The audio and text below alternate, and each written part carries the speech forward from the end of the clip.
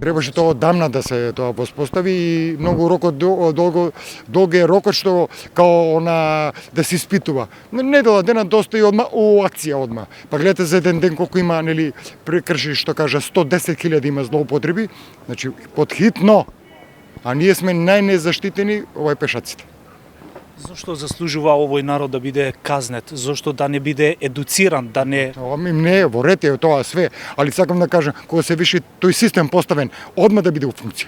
Значи, одма да биде у функција. Нема се денеска, утре, 3 месеца, 6 месеца, одма у функција. И одма показни. И нема стрина, тетка, брат, шурак, сите да се бидат казнати. Јас сум возач, денеска и вчера, да не веруваш, дека со таа вред, да сакаш да го одудриш, не можеш да удриш.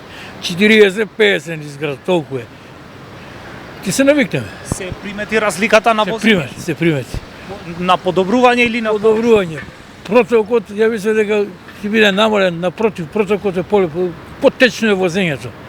Нема да претркуваат, па ќе застанеш, ќе возиш, па ќе застанеш, ќе видиме, ќе се навикнеме. Да бидат казнети. Гледам како возат брзо. Јас сум бил у комисија за полагање пред 30 години. Без документи возат. На новите возачи да си читаат тамо книгата како што е и да си го слушаат инструкторот. Ништо више. Па, ние сме против камерите, затоа што прават како прво многу голема деконцентрација во возењето. Значи, кај да гледаме дали има камера или да возам. Затоа сметаат и баш кај многу се строги законите. Не иде шо, 50 за 51 веќе казна пишува. Не иде, например, на семафор, уште не почнала трепка жолто, веќе луѓето стојат. Многу сме под стрес. Да, многу сме под стрес додека возиме, а тоа не е добро.